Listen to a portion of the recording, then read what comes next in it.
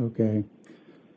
So hopefully that will give context. And I'm just going to say right up front, I don't dispute that I and the lawyer or whatever made the claim of well, I don't even know what it's called. Absolute. Hang on. Adverse possession? No. That I was in ownership, or what I was in ownership, but it's on his Actual possession? Well, it's what the complaint thing is.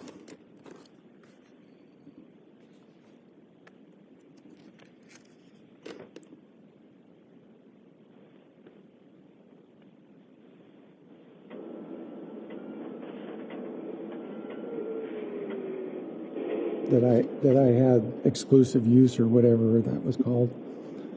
And at the same time that I had renters in the property, that I will not dispute that. And in the rental agreement, it says the same exact thing. I personally haven't been all that aware of what those meant at the time that this was all filed. And I'm going to focus on trying to do the defamation part instead of rehashing the whole thing again.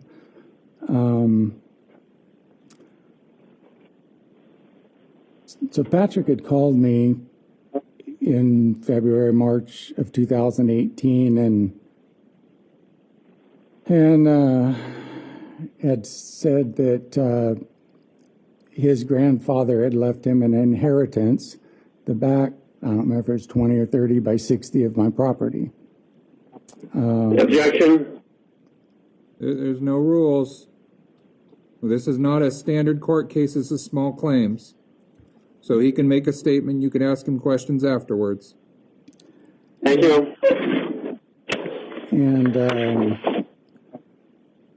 And we had a conversation, I don't know, for a while. And at the end of that, I was like, he did push me to, not roughly or anything, we're talking on the phone, but he calmly asked me to just file a claim,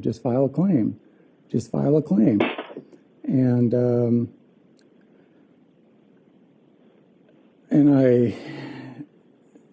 I said at the end of this, I said, this conversation, I said, you and I both know that your grandfather didn't develop a subdivision in town and keep a piece of everybody's property.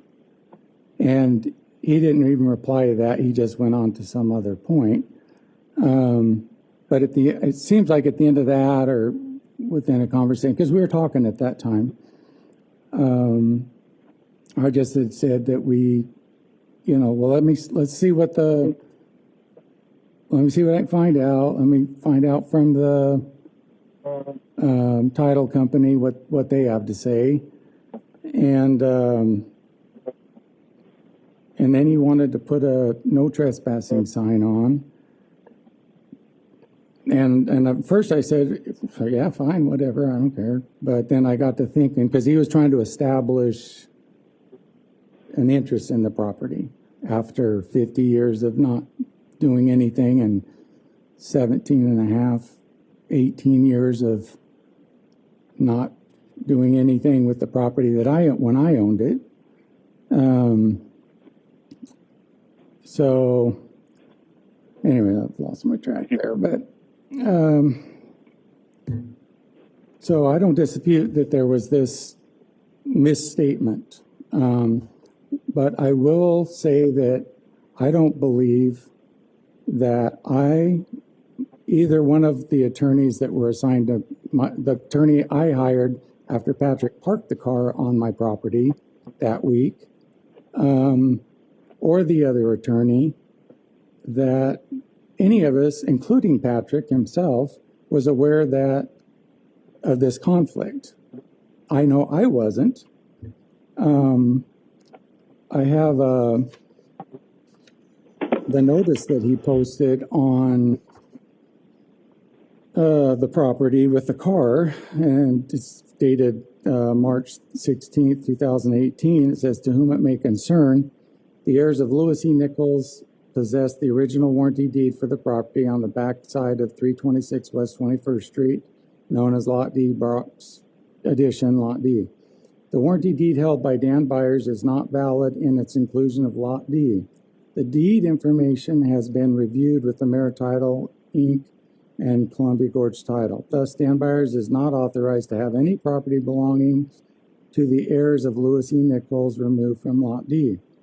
Whoever signs any agreement to have any property removed from Lot D belonging to the heirs of Lewis E. Nichols will be held responsible for making compensation for any losses incurred by the heirs of Lewis E. Nichols. Any company involved with the removal of any property belonging to the heirs of Lewis E. Nichols may also be liable for any losses incurred. If you want to verify ownership of Lot D, please contact Title, Columbia Title, or email your request to lewisnichols@gmail.com, and a PDF file will be sent containing images of the deeds involved, showing that the deed for Lot D was never conveyed to anyone by Lewis E. Nichols." He's addressing me. He's coming direct to me. He called me, and I'm not a lawyer. I don't want to be a lawyer. But so I'm the owner of the property, and in my understanding, I assumed that this is my issue to deal with, that and I think it's fair to say that my lawyers believe that as well. And yet there was the conflict with the lease agreement stating the same thing. And that was actually discovered by Patrick himself in December of 2018. This is a email from Tammy McLeod to Antoine, my lawyer.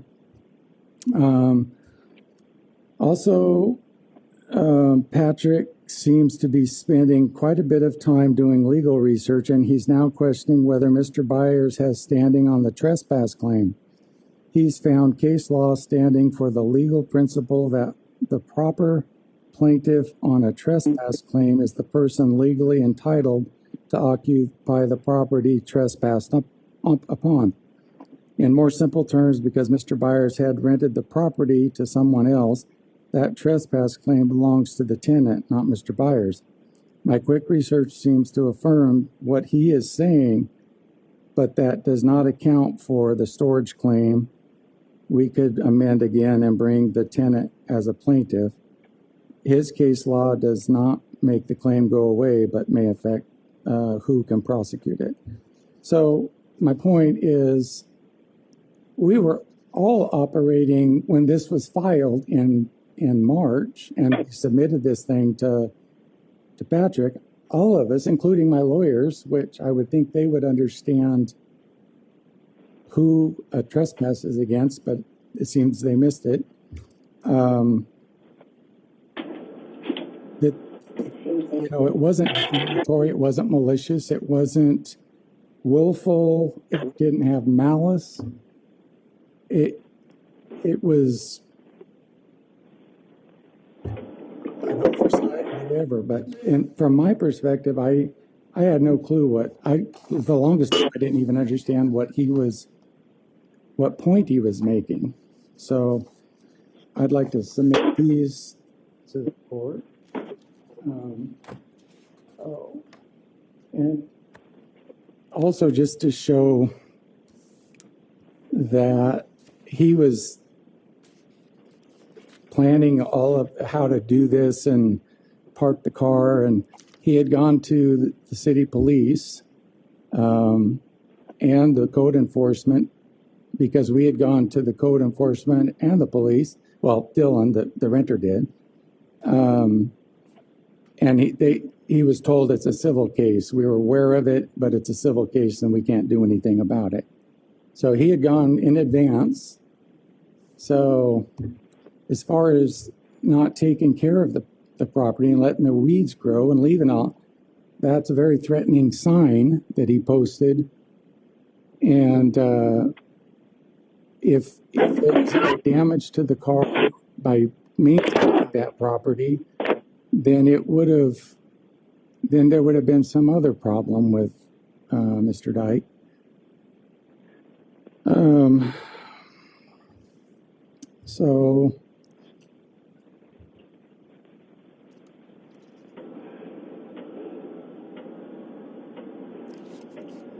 So, you know, as far as it being the accusation of being malicious and defamatory, I'm a small business owner. I have my own business, and the rationale that is used in this case on his back point that it's harming his business, and then because it was filed in court, I mean, I could say the same thing right now about this case.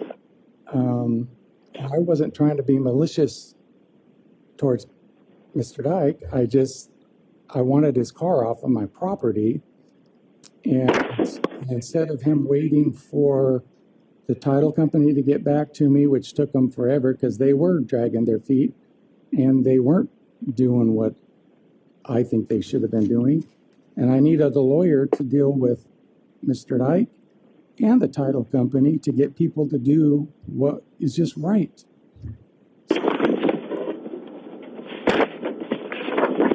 So, yeah, I didn't intentionally defame, or I just filed a case to try to get him to remove his car. And yeah, there's my statement, I guess. Mr. Dyke, do you have any questions for Mr. Byers? Yes, sir. Can I begin? Yes, sir. When did you first discover there was a deed problem with the property known as 326 West 21st Street? There was a deed problem? When did the Mears go to Amerititle to try to buy the property and get title insurance? I'm not sure exactly when that was. It was previous to March, probably a month or two before. Dylan had called me and asked, he goes, "What's this? Who's this Nichols? Do you owe him money for materials or something?" And I was like, "No, I don't know who he is. That's nothing. I don't owe anybody anything." So that was the very first time that I became, even although I didn't know what that meant. And then it was later,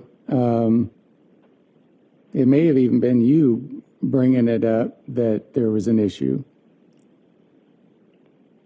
So maybe January of 2018, Dylan went to Amerititle because he wanted to buy the property. Yeah, I'm not sure of the timing, but he went there early. Yeah, it usually takes 2 or 3 months we were supposed to close on the property March in 2018 by the end of the month. When did you first did Amerititle contact you and let you know there was a deed problem? I don't remember if it was Carolyn Layson, my realtor, or if it was Amerititle. And you first found out about that when? I don't remember whether it was before. It was within a month or two of the you calling me. Okay.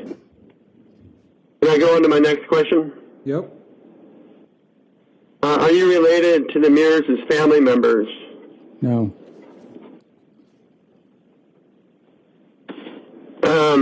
When was the idea of an assignment agreement first mentioned? And a what?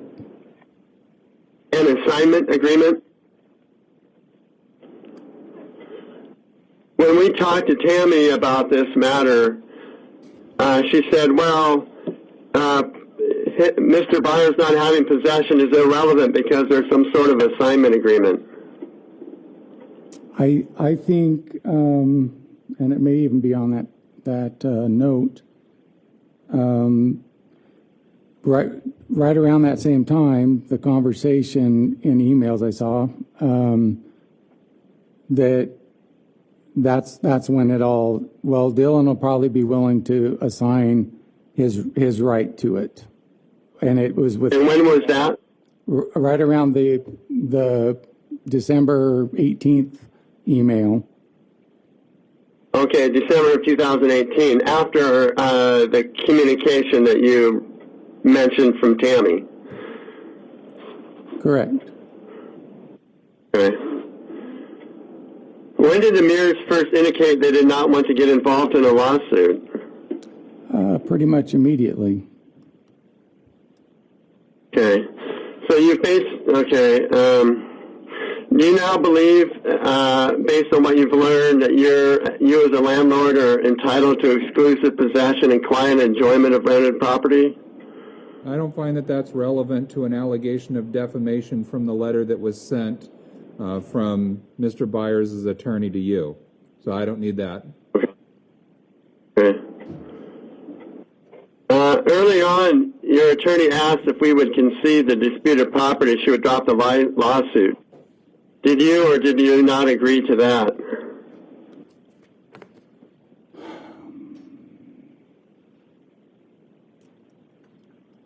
Your Honor, can I ask, is this part of defamation, or, I mean, I don't have a problem answering questions, but it seems like it seems like he's trying to get more information from the case. Focus around the defamation claim, not about everything else. Okay. So to confirm, you've admitted that the content of some of the content of the demand letter is not true. Correct. Correct.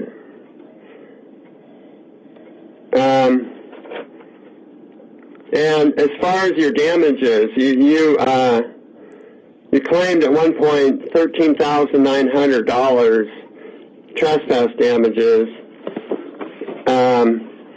Ultimately, how did you explain how you got that figure of $100 a day? Information that doesn't have to do with the claim.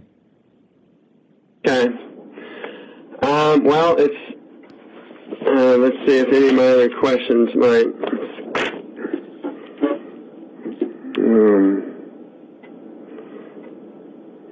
You can ask him specifically which statement was a misstatement. Which statement was a misstatement?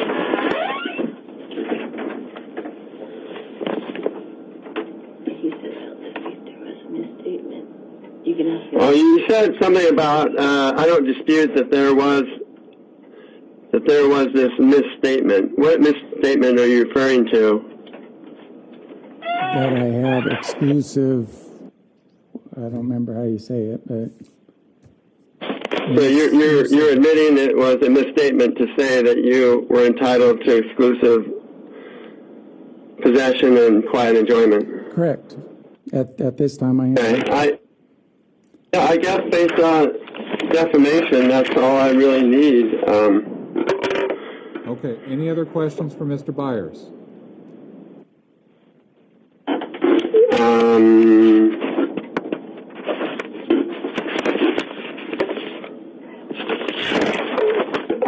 I don't think so. Okay. So, Mr. Dyke, what I'm going to do is I'm going to take this under advisement for just a little bit of time. I'm going to start reviewing a few things. I'm going to review the documents that you've submitted as exhibits as well as Mr. Byers. And I'm going to have you call back in at 10:30 for my decision. So that's in 30 minutes. Okay, sounds good. All right, so please call the line that you called in 30 minutes at 10:30. Okay, thank you. All right, thank you. We'll go off the record. And Mr. Byers, if you want to step out some other... Please.